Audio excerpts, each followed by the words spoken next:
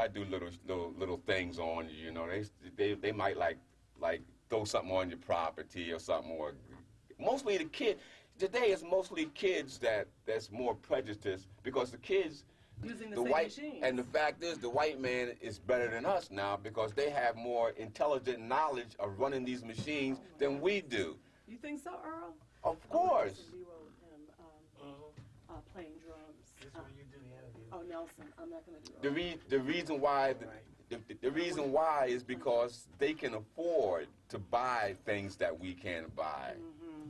You know what they got now? They got drummers. I mean, it's so ridiculous. They have what you call a thumper that they use for drummers and bass players. Because the drummer and bass player is the foundation of any music. Right. They got a thumper that they put under the drummer's seat, and it's like a little box. You're kidding. To keep time? Yeah, wait a minute. It's a thumper. It goes under the seat, and the bass player stands on a platform, and he has a thumper. So and they put earplugs. They don't use monitors no more. They use plugs. Ear monitors. And they go in your ear. Right. And you got an idiot click that goes in there in one ear, click in one ear, and you have the band in the other ear. You got the thumper on the ear. So you just like a robot. I mean, it's like an idiot box to me. I went to do a session, and this guy started pulling all this crap out to me. He said, "Look, man, I got you. I'm hooking you." I'm sitting there playing, and this shit started going. Doo, doo, doo. So I said, "What the?" Cause I ain't never seen nothing like that, right? I said, "Look at that shit." I said, "What is that?" He said, "Well, man, look, that's the thumper. That's to keep you in time, to help you, to help you to feel what the bass player is feeling, you know." And he's put this in my ear, saying, and this is a click thing in there in my ear going. So if I'm doing this,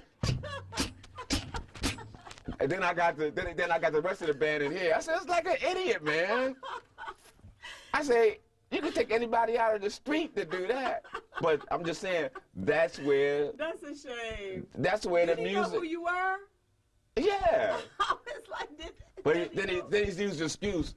It's got to be perfect. It's got to be perfect Lord. because I have to put strings on top of it. Have to be, but I say, look, we cut music. Nothing is pure. I say nothing is perfect.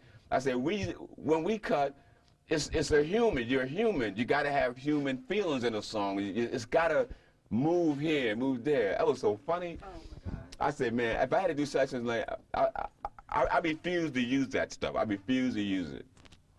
I said, I mean, it's like an idiot now. All you got to do is just sit there and just play this thing banging in your ear and all that. Oh, that's crazy. Earl, why don't we want to get some footage of you just playing the drums. Okay. Doing a little, Fred's just going to shoot. And,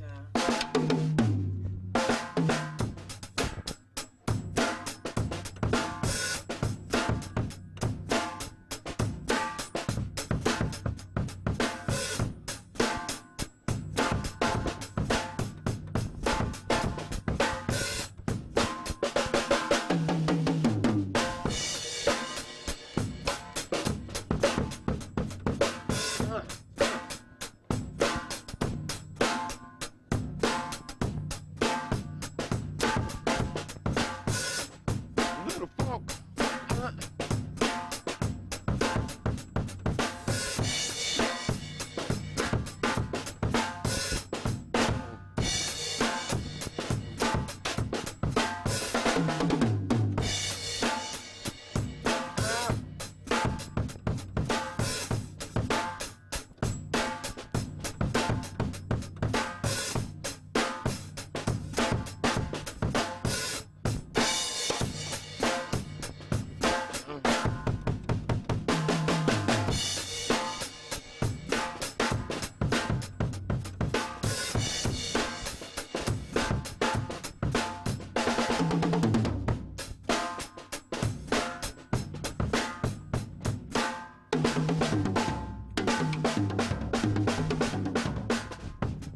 Keep going.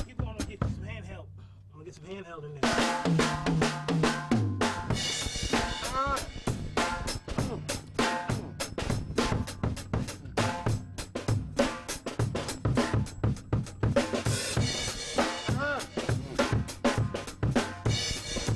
Like the funk. Like the funk.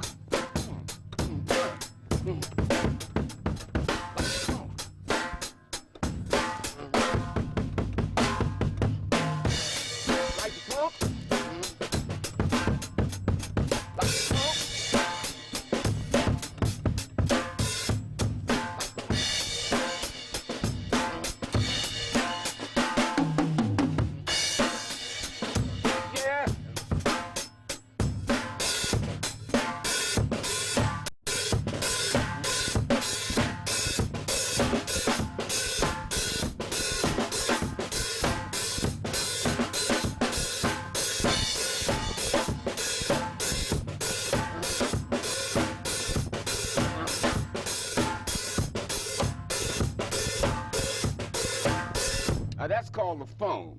This is called disco music. All right.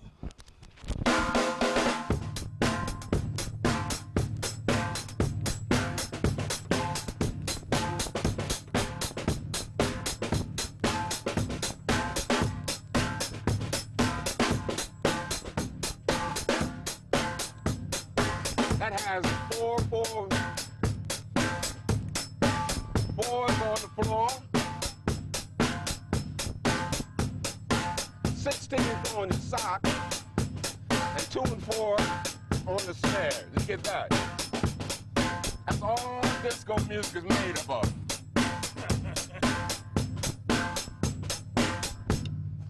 What else you got? You got something else? Now you go back. Now you go back to if you want to do a little. Do what you gotta do. Don't mind me. If you like a little swing stuff, you go.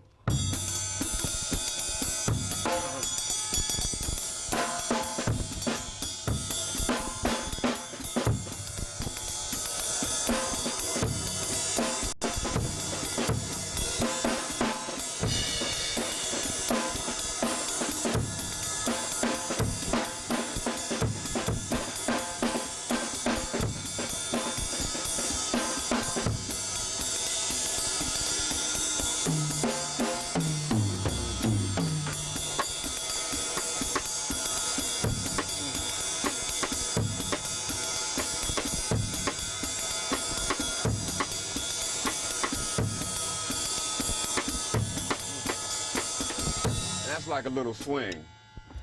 Now, if you like a little calypso thing, little Latin feel, you're good.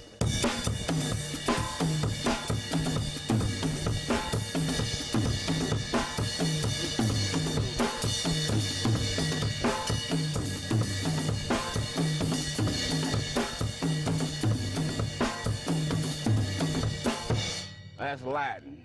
It's a little Latin feels. So we got disco, we got Latin, we got funk.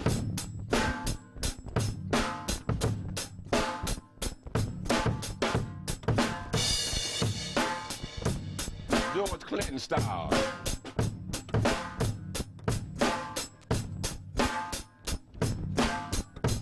See, funk is laid back, you just gotta feel it.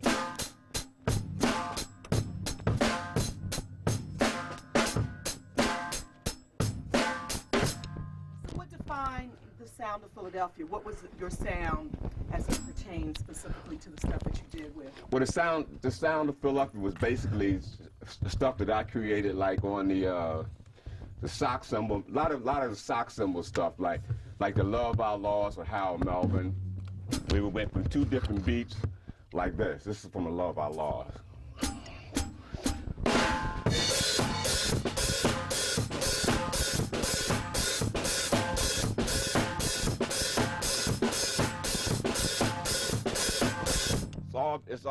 It's all with the sock symbol and the bass on 4. So it was the love I lost.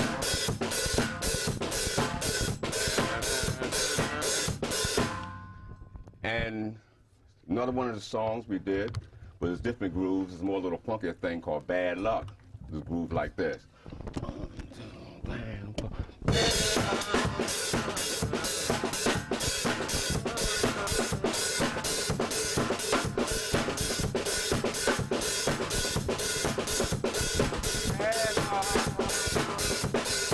So each song has a different groove that I created.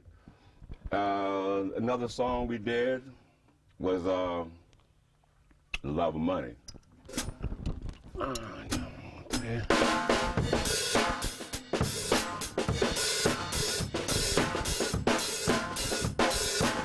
Everything is built around the sock symbol, basically, because when you take a lot of drummers that you might see you might say is really a great drummer, because you don't see drummers spin sticks in the studio, because that means nothing, because you can't see it. So studio drummers don't do that. I mean, you might. Sticks mean?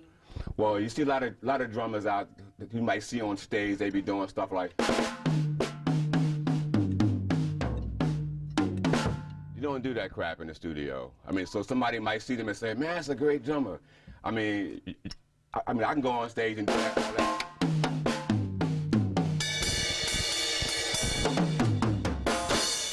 That kind of stuff you don't do in the studio because who cares and it doesn't mean anything.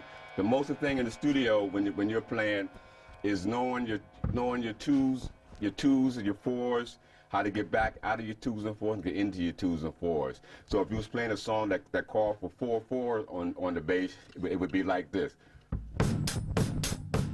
Start with this is 4/4, and this is on every upbeat. 1 and 2 and 3 and 4 and 1 and 2 and 3. Then you got the 2 and the 4 on your snare.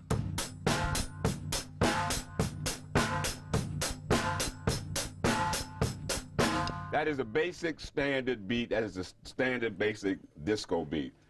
And to change it up, you would take out 2 of the beats in the bass drum.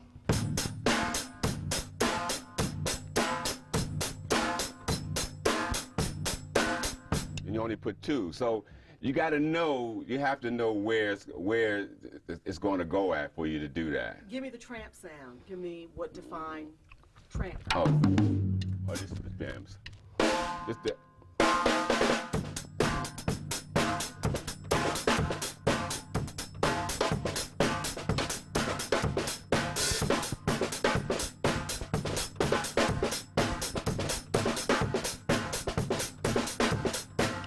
I call that the talking snare because nobody plays that. Nobody plays it because you're playing like 4 different rhythms at once.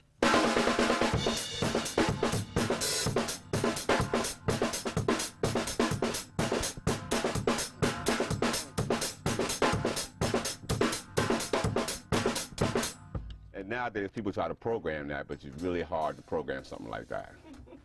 Okay, let me set up the camera again. All right. Yeah. Come on, Khalid. You're sweating. I don't want you to be sweating. I know that's probably how you Yeah, let me go right.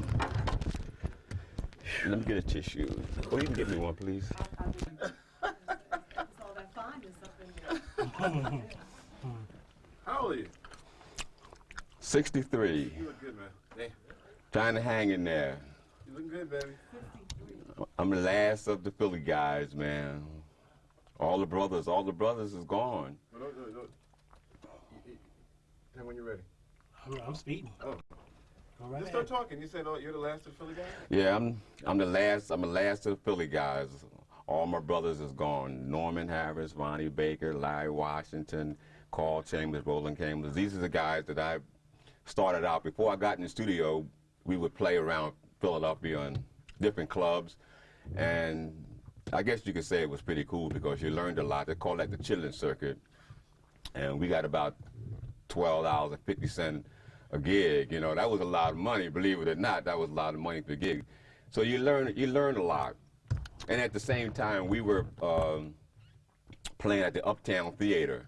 The Uptown Theater was like the Apollo Theater in New York City. And back then it was a gentleman by the name of Doc Bagley. He was the house director. And after he left, Sam Reed came in. So Sam Reed hired us. When I say us, I'm talking about Norman Harris, Ronald Baker, and myself. You guys have built a reputation around Philly already. Right, we were playing in different clubs. So if you call in Norman, you're going to get Ronnie Baker and you're going to get Earl Young. So we was a trio always before. I mean, this was way before the studio. So we was playing as a house band, and we played with artists like.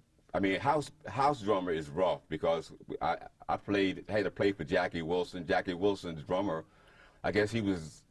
Well, back then they called it you got to be in for sound check a half an hour before showtime, and somehow he didn't make it. We didn't know where he was at, so they called me to play for Jackie Wilson. I was scared to death. I said, "Oh man," and I wasn't the greatest reader, so Jackie said, "Look, don't worry about it. Just sit back there and just follow me." You know, I was playing Lonely Child. I was playing all these songs, and you know, he stuck. I mean, I was really scared. But he stuck by me, you know, and we played, and they had to play for the Spinners. And, I mean, back then we had one orchestra that played for like 10 groups. There wasn't bands that just came in and said one orchestra played for the whole show. And it was pretty rough too, because soon one act get up, other act gets down. So this was like, I would say it's like paying dues, because you learned, and you only got a scale which was like $300 for the whole week. So it was pretty. It was. How many shows a week? Oh, I guess about 5. It was too many. It was too many shows, but I mean, it was fun. So it was an opportunity to play at the Uptown Theater. So you didn't really care about no money. You just wanted to play. You just wanted to be seen up there, walking across the stage at the Uptown and say, "Look, that's Earl. Earl is playing at the Uptown Theater." Well, and how did you hook up with Baker? Well, Norman Harris was the leader. I mean, he was the leader. He was what we call he got his foot in the door. So because he was a guitar player and an arranger, and he could read anything. So Norman and I was always like good friends, like in the neighborhood. So he said, "Look, man, come on, Earl, do you want to play? You want to play?" So I said, "Man, I can't play that kind of stuff," because I had like a little cocktail drum, with the foot pedal under the bottom of the drum. They don't have them. You don't even see them no more. Called cocktail drum. I used to play that with my little things and play little rooms. So I was kind of scared to go into something big like that. He said, "Man, look, don't worry about it." I said, "But I can't read music." He said, "I tell you what we do." So this is a little trick that we had. He said, "Look, this is what I'm gonna do. You learn 4 bars. Whenever I come to whenever I come to, I'll nod my head. You make a fill." So I said, "Okay, let's try it." So we be playing, and then all of a sudden, Norman would say, and I say, "Pop, papa, do." I said, "Oh, okay." So it worked. So matter of fact, we did. That's how I got in this. When later on, not getting ahead, but in the studio when we cut the Delphonics stuff. La la means I love you. If you notice, there's a fill in there. Pop, papa, do, because I wasn't reading nothing. Norman was kind of shaking his head and telling me where to put these fills at, I said, because there was nobody singing. I had no idea about anything. So this is how I learned. This is how I learned to play. So the Uptown, what happened during the Uptown days, I got a call. They got a call from Stevie Wonder, because Carl Chandler was the main drummer, because he was playing, I think he was playing with Gamble and them with the Romeos. I think it was about that time. So he was the main studio drummer and everything. We hadn't even gotten to the studio really then, but we was doing little stuff, because I was working at the Uptown doing little studio stuff with like Barbara Mason and Johnny C. and you cut the Hustle. So it's a lot of things. I was doing little sessions, but the sessions didn't really take a lot to play. So Stevie called me to come out to to go on tour with him, But Carl couldn't make it, so they called me. So I went out to the Motown, and we went to Japan, and I did. What year is this? It's kind of hard. It's 70, 69? It's before 60, yes, but because we came to the studio at about 66, 67, we came in to start recording. So this was like early. This was like Fingertips was out. Fingertips, because I was playing Fingertips. So this was way back. And it was a nice gig. It was a nice gig. And another experience for me, which I was scared to death, but I learned a lot. I also learned a lot from Stevie Wonder, because Stevie Wonder being blind, and he could play drums just as good as I could. I said, "Gee, this guy's blind and he can play." So he taught me a lot. He taught me some things about playing and timing. So I said, now if he can't see it and he got timing like that, so timing is everything. And so I left and I came back home, and I formed a group because I wanted to sing. So I sang with a group called the Volcanoes, and we had a record out called Storm Warning, Ladies Man, and then I would go back into the Uptown Theater and do so. All this here was like all in the same period of time before we really got into doing some professional, really big time recording. So you jumped around. I want to go back. When did you first? Where did you grow up? That looks terrible. I don't care what you say. I'll hit you. How's Earl? Like, is that right? Yeah, everything else is cool. That's cool. That's cool. Okay. He look good, but that big old black thing. Okay. Yeah, I grew up here in Philadelphia, What neighborhood? well, I grew up really in West Philadelphia. I grew up in a foster home, and back then it was called the Bureau for Colored Children, which was on 40th and Powhatan Avenue. This was like in 1940 when I was born. It was still called Colored Children. So I came up in pretty rough in the streets in the foster home, and everything was survival and whatever you could do. So I came up in pretty rough times, and I had to stop school. To take care of myself because I was out in the street. Like, so what I did, somehow I got into my foster parents had a parade. It was called the Elks, and Like the Elks, like the. right on Diamond Street, and he had a thing called a Christe Perry, and I joined the Elks, and they made me like the captain of the drum thing. So I started playing. I was blowing bugles first, playing bugles. Then I got into the drums, and I found out that I could really love to play drums. So I got into playing drums. And it was something that I just liked to do, just came into a natural thing. I never thought about making money doing it, but it was just something I liked to do. And that's how I got started into the drums, by playing in the parade, marching up and down South Philadelphia and North Philadelphia with the outfits on and playing, you know, the straight old beats.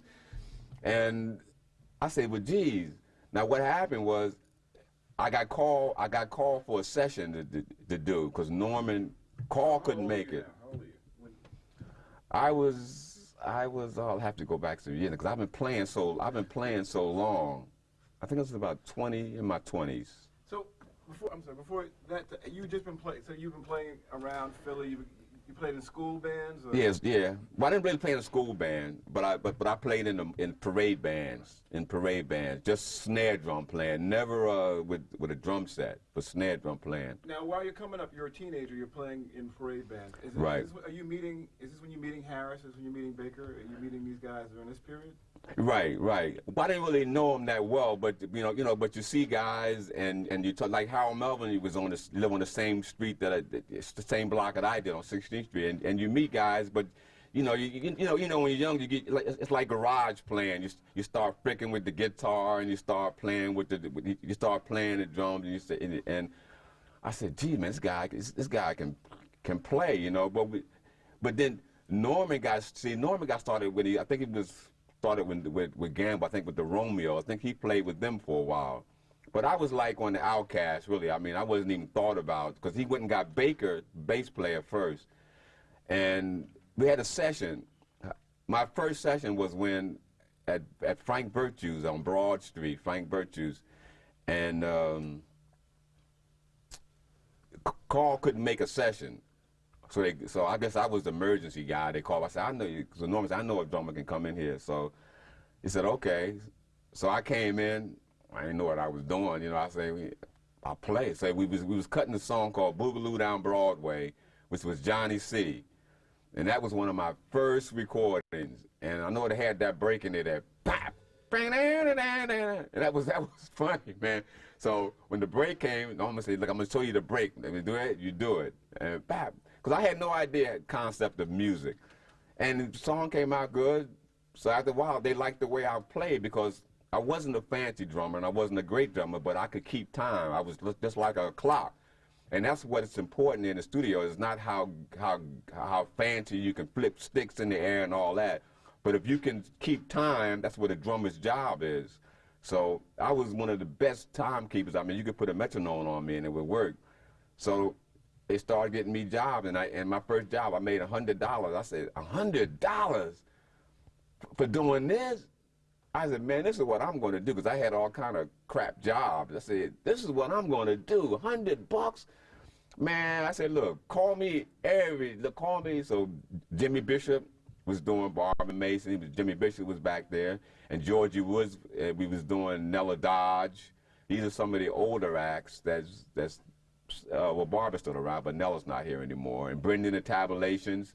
These are the acts that was recorded way in the back, starting out with. And Eddie Holman, these are the artists that we cut before we started cutting with Gamble, and they were hits. I mean, they were hits, and There was a lot of, I mean, Philly at that time, we're talking now early 60s, early to mid 60s. Right.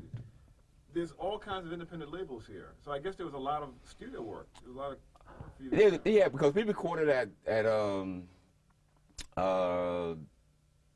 Virtues, and we recorded at, well, actually Sigma Sound used to be called Rayco Arts. Before Sigma Sound was Sigma Sound, it was a studio there, but they didn't do a lot of major work, but they had a couple of sessions.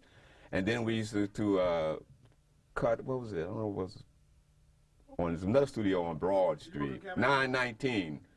You work at Cameo Parkway at all? No, I didn't work with Cameo on Parkway, but I did go down to the studio and watch some of the. That was like in the doo-wops, most of the doo-wops back then. I didn't do any. Well, I did. I mean, I did record there because I cut a record as a singer back then under the Cardells. It was a song called "Down by the Ocean," and this was a pretty big hit on us. It was on Philip Records. Can you sing a little bit of it? Well, I was doing down by the ocean, I met my baby. But this was like doo-wop, you know. I mean, this is doo-wop, and look, this is the time when they had record hops. They call them record hops, and they give you a limousine and a hamburger, and you go do a record hop and you sing your song and don't get paid. So this was called Hullabaloo, back with Hullabaloo and record hops. So I mean, nobody knows about record hops nowadays, but record hops was the same as you walk into a disco and you lip sing your song and you go. And you get a hamburger and a limousine, go home. And the guy say, well, you promoting your record this way here, you know, and never seen royalties. But that's how you learn. That's how you learn. The record was a pretty good, as a matter of fact, the record is on collectibles now. And You ever seen a dime? pardon? You ever seen a dime? Never seen a dime. Never seen a dime. We even sang on a label called Bargain Records from out of New York. It was Bargain Records, and we had a record out back then. But then, you know, back then it's like the rappers nowadays. You know, you just sign a contract because you want to get out there. So that's what we did. We wanted to get out there. We wanted to be seen. So you signed your life away. You didn't know that we didn't know what we was doing, and you didn't make any money. But who cares? We wanted to be seen. So that was what I call the dues paying part when you're learning, your learning process. But I met a lot of people, you know, who really, you know, helped me out in my career. Okay, so during this period, you have this dual career now. You're a drummer and you're doing sessions. Drummer, session, singer. Yeah. So. And each one of them is like mediocre. So you go, which one is at the time that you can get some money from. None of them is really that great, but you're doing something. You're not working at least. Do you have other jobs? I'm just curious. When you work, do you have other? What's your day job? Well, I had a day job down called from Apex Laundry. Was on 8th and Dolphin Street, where we had to stack laundry and fold sheets and all this here. But it was a gig. It was a gig, and it was survival. So this is what we did. So when did you? At what point do you begin making? You feel like you're making money as a drummer, and that becomes more of a focus? Well, when I came in and started doing sessions, even back with Barber Mason and them, they would pay us like $50 a song, you know, which was, you know, really not much, but it was something that we loved. I mean, the three of us just loved playing together, so you know, it was better than the $12.50 that we was getting on the club. So we moved on from that, and I would say what it really started out to start the climbing when we ran into Tommy Bell. And I ran into Tommy Bell, and Tommy Bell was cutting the Delphonics. When he cut the Delphonics, this was cut at Cameo on Parkway. This was cut at it was a studio there. Because back then everything was cut live. We put the drums in the middle of the floor, no baffles. And we did that session. And I guess Tommy Bell must have liked the way that I played because he let me do the whole album. Didn't I Blow Your Mind and a couple other artists. And we Those started. drum fills on those records are major. Yeah, the drum fill was my signature. That was like a signature. That was it. Actually turned into a drum signature for me. That bop bop doom doom fills. So that was the first move to when we really started to making some money. Now tell me about Tommy Bell. How was he to work with at that particular point? Because you all guys are all young. Is he older than you? Same age? Tommy Bell is he just turned 60, so he's 3 years younger than me. He just turned 60, and working with Tommy Bell is actually each musician you have to learn how the producers cut. Once we learn how producers cut songs, then it didn't have any problem. I mean, just like cutting like playing, like we came in, I would say we came in with Kenny Gamble almost around the same time as Tommy Bell started to move. But Tommy Bell and Kenny Gamble was like separate. They were doing like separate things. Now, working with Tommy Bell and working with Kenny Gamble, two great producers, is two different ways. So you have to learn to producer. So what we did, because let me say the way Gamble cuts, because Gamble cuts different from Tommy. So I got to say how Gamble cuts because Gamble cuts in a different way that Tommy Bell. Kenny, the way he cuts, he's like this. You learn the way he writes. Gamble writes intro, sing-along, verse, bridge, verse. So if you play the sing-along and the verse, that's the whole song. So we didn't have to really read music because we knew how they write. They write, all the songs that they write is the same way. Well, how did Bell write? How was that different? Bell might write any kind of way. So this is what happened. When we played with Kenny, we used chord charts. So what I would do, I would take a chord chart, and I would just mark off basically the 4 8 bars filled, 4 8 bars filled, and come up with a groove. I would make up a groove, a beat to the song. What happened? Usually, I mean, this is how the sound of Philadelphia was created. A lot of people don't really know what the sound of Philadelphia is, but the sound of Philadelphia is really this. Whenever we record an artist, we would bring the artist in. The artist would stand in front of the, I would say, the rhythm section, because that's the foundation of the bass, drums, and guitar. They would stand in front of us like it was a live gig, and they would sing the whole song down. We would learn how they feel singing that song.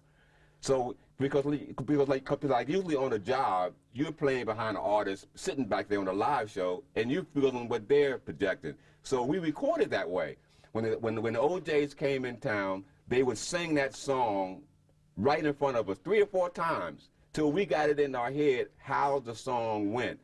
Then while they're singing it, we would look at our charts to find out where everything is going to go at. Then after they finish singing it, they can go about their business, because then we got it locked in, you know, how Eddie is going to sing that song, and we would record it just like they were singing there live. Where were Kenny and Leon when this was going on? Well, they were just sitting there. They would usually sit on stools, and they would direct the OJs and them the parts to sing. They would say, look, show them the bridge. So they would sing the bridge, and we know that the bridges are going to come in there. So I know if Eddie's going to go up in a certain, because the songs build. So I said, well, this time, this is where I have to build on drums. So I would have to come up with a certain groove, like for instance, when we did the love of money. So this is a groove. I created that groove. I said, I think this will fit right in this part here, and we'll try it. If Gamble likes it, you use it. If not, I'll try another groove, and until we lock in. I mean, we didn't just go in there and take a chart and play. We never have cut a record like that yet. It's always have to have the artist there so we can feel how the artists feel. And this is one of our successful points in recording, because we had B.B. King. When B.B. King came in town, B.B. King don't bring the music. B.B. King sat right there in front of me and said, look, play, follow me. Or Wilson Pickett, when Wilson Pickett comes in and play, he don't come in there with no chart. He say, look, he starts stomping his feet and say, I want it right here. This is it. That's the success that we've always had in playing. This is the difference between Philadelphia and recording in New York. New York, they give you a paper, you read it, you play it. When we recorded, we knew every artist. We knew exactly how how Melvin felt. We know how we know how Teddy sings a song before it's even recorded or even thing. But then when we go with Tommy Bell, it's a different situation. Tommy Bell is like this. I am the boss. You play exactly what I want you to play and no more. So he would write everything out on the chart. He would try something, and I might play it, and he might not like it. And he'd say, well, okay, I don't like that. Try it like this, or do this here. So that's when I had to really get up in a closet and take my books out, because I had to learn how to read then. So Norman and Ronnie took me a month to scale me on reading music, because I had to read music to be able to play with Tommy Bell, because you don't come on Tommy Bell session and do anything but open up a chart and play. So you came in, he literally had all the parts written out. All the parts. He had drum parts and everything. If that part comes with the cymbals or thing like this, it's written. So one of the hardest songs one of the songs that he did that I went home and had nightmares on was People Make the World Go Round. But that's a song that goes from 4 different measures, and you go backwards and forwards, because you don't have the singers in there, so you don't know how this song goes, and it goes from like dun dun dun dun dun dun dun dun dun dun dun. So you had to count 1, 2, 3, 4, 5. 1, 2, 3, 4. 1, 2, 3. 1. So everything had to be done. So you earn your money with Tommy Bell. You really earn your money, because you just can't come in there and sit down and say, I'm a musician and I can play this, because he gave me a thing like MacArthur's Park, which the music stretches all the way around the room. And you get somewhere near the end, you make a mistake, you got to go through this whole thing with the live orchestra all over again. I mean, I'm sitting there with a live orchestra, and I got a music sheet that goes all the way around here. That means I got to read it, I got to keep time, I got to make exact fills on here. You can't make one mistake. So Joe Tarja used to always tease me, because Joe Tarja said, you know what? There's a fly flew on Earl's music, and he played the fly like it was a note, you know. That's his joke, if you ever talk. He'll always say that. You know, Earl can play flies, man. When they fly on this paper, they know he play it, man. Well, let me ask this. What was the contribution of Norman Harris to the sound of Philadelphia? If it wasn't for Norman, I don't think any of this would ever happen. Because Norman was what you call a foundation. Norman was a foundation. Norman could do anything. I mean, he could write, arrange, he could hear something and just do it. So Norman was a great musician. He was a great musician, he was a great person. Because he would put up with everybody would come to him and give him things to do, and he wanted to help people. That's his favorite word. Let me help you. You know, they bring him songs to do. He would help write it. Let me help you, and never got paid for the stuff. But he just loved to play. Tell me about his personality. Was he funny, quiet, or how would you describe him? Well, Norman was a quiet. He was quiet. Nobody never really knew he was sick. I mean, he had a heart murmur, and he knew that his time was short. But he never sweated it. He never went about it in a way of saying, you know, I mean, I know I ain't gonna never be here till I get old. He always known that. He just went along his daily thing, still trying to help people, play music, and just hang out. We would hang out like in the bar, like we playing in the bar or something, drink a couple beers and just have fun. That's the only thing that I really regret because when Norman passed, I wasn't there. I got the phone call. But when Baker, when my other partner, Ronnie, was sick, I got to go to the hospital and take care of him, you know, before he left. So when these two guys left, it was like my brothers, my family. So I really didn't want to even do anything anymore because these guys been with me from the beginning, I would say, of my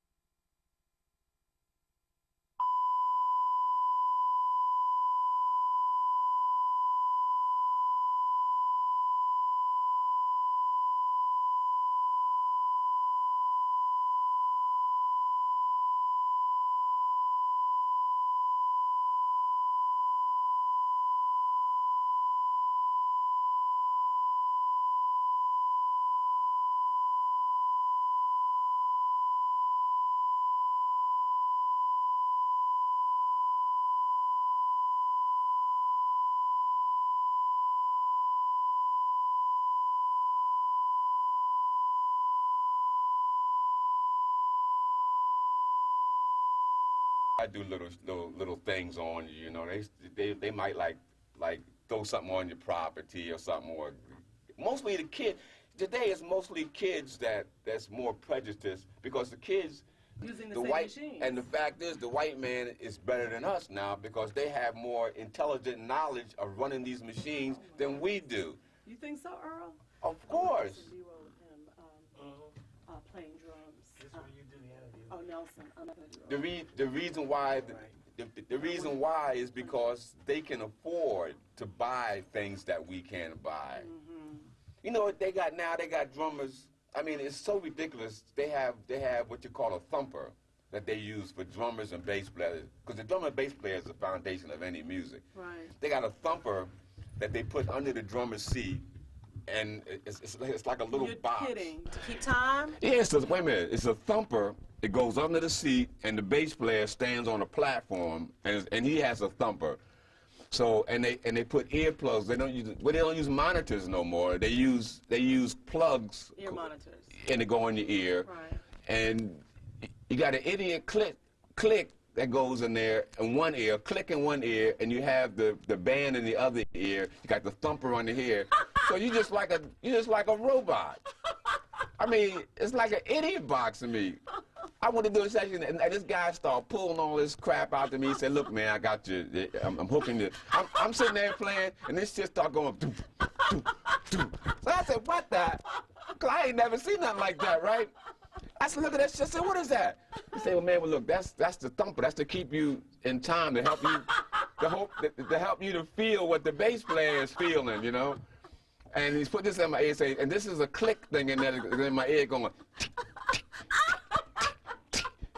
So if I'm doing this, and then I got the rest of the band in here. I said, it's like an idiot, man. I say, you can take anybody out of the street to do that. But I'm just saying, that's where. That's a shame. That's where the Did he music. know who you were? Yeah. It's like, But then he's used the excuse. It's got to be perfect. It's got to be perfect Lord. because I have to put strings on top of it. Have to be. But I say, look, we cut music. Nothing is pure. I say nothing is perfect. I say when we cut, it's a human. You're human. You got to have human feelings in a song. It's got to move here, move there. That was so funny. Oh my God. I said, man, if I had to do sessions like, I refuse to use that stuff. I refuse to use it.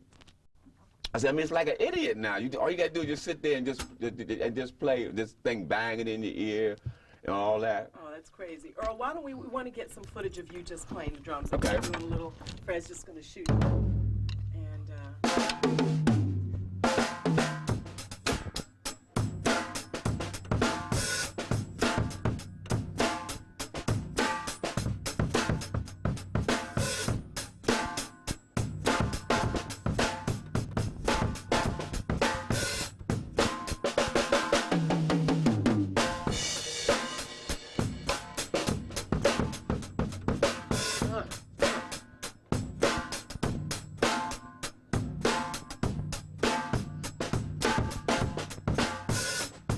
Little funk.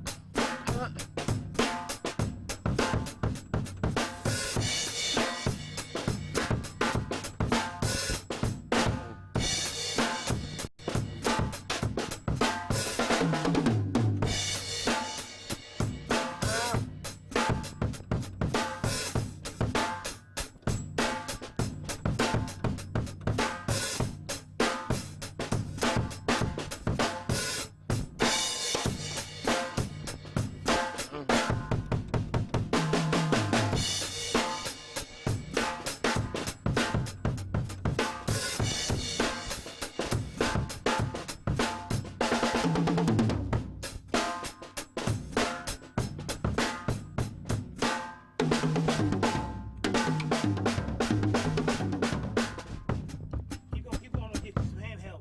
I'm gonna get some handheld in there.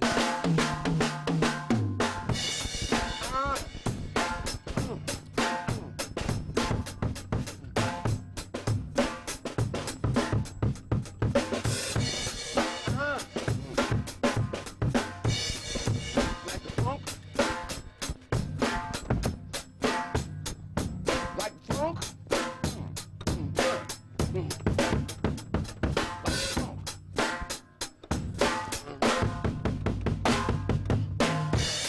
Like the funk. Like the funk.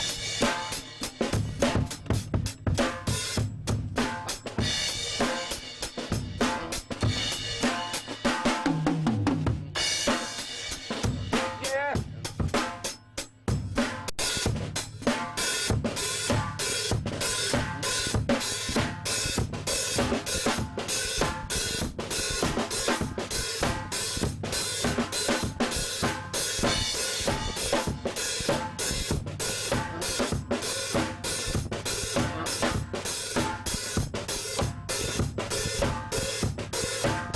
Now that's called the phone.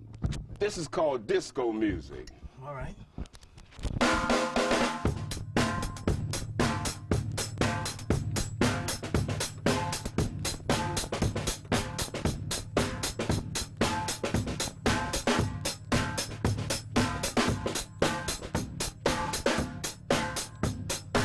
That has fours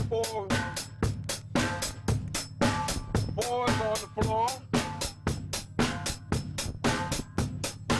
16 on the sock, and 2 and 4 on the snare. You get that? That's all disco music is made of.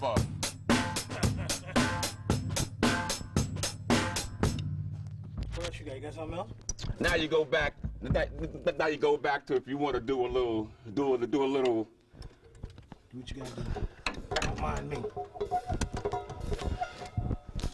If you like a little swing stuff, you go.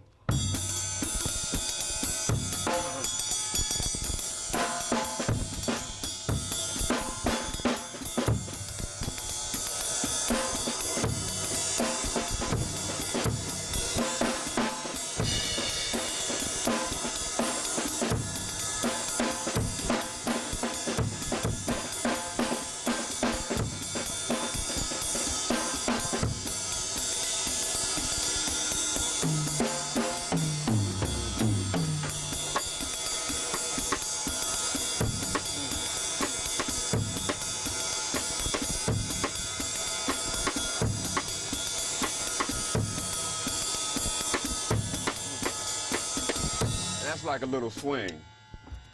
Now, if you like a little calypso thing, a little Latin feel, you're good.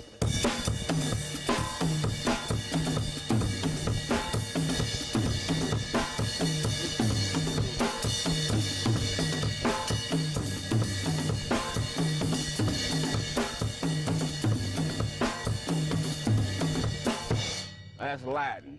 It's a little Latin feels. So we got disco, we got Latin, we got funk.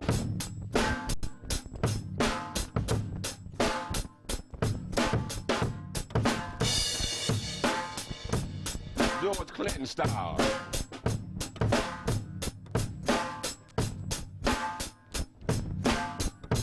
See, funk is laid back, you just gotta feel it.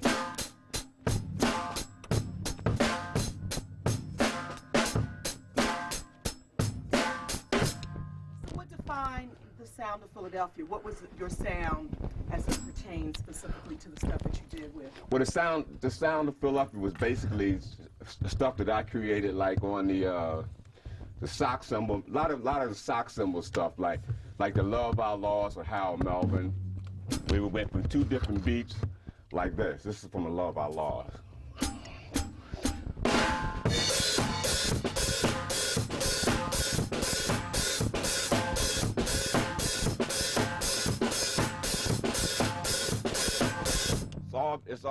It's all with the sock symbol and the bass on 4. So it was the love I lost.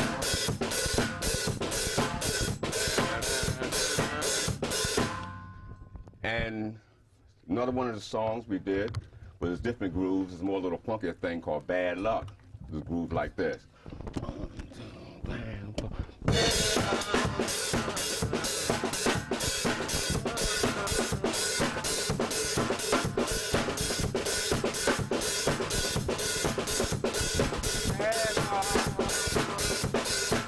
So each song has a different groove that I created. Another song we did was The Love of Money.